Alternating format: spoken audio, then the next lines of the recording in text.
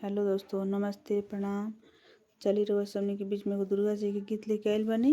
जौन बहुत ही सुंदर बा, बहुत ही अच्छा बा। तो चलिए आपन प्यार दुलार आशीर्वाद जरूर बनाए लोगिन, और लाइक शेयर सब्सक्राइब कर मत भूलम लोगिन, और कमेंट बॉक्स में जरूर बताएं गाना रोल उनके कैसन लागल। ना अच्छा लगी तो भी कमेंट करें लोगिन। चलिए रोल के हम एगो दुर्गा जी के गीत सुना देतनी। बहुत ही यूनिक, बहुत ही सुंदर बा।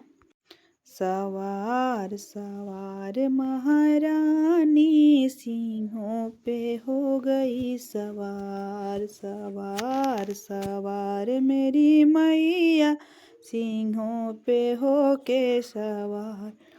सिंह चढ़ल मैया हो गई थी, सिंह चढ़ल मैया हो गई थी। दयाल दयाल महारानी राही पे हो गई दयाल। सवार सवार मेरी मैया सिंहों पे हो के सवार। सिंह चढ़ल मैया बागो गई थी, सिंह चढ़ल मैया बागो गई थी।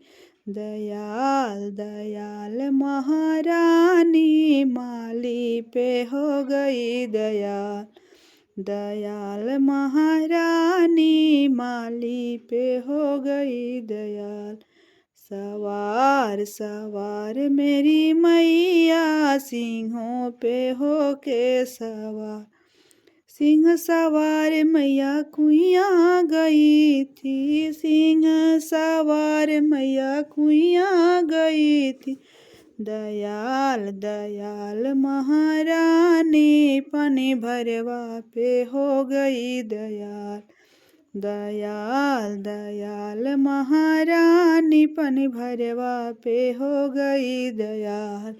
सवार सवार महारानी सिंहों पे हो के सवार। सवार मेरी मैया सिंहों पे हो के सवार।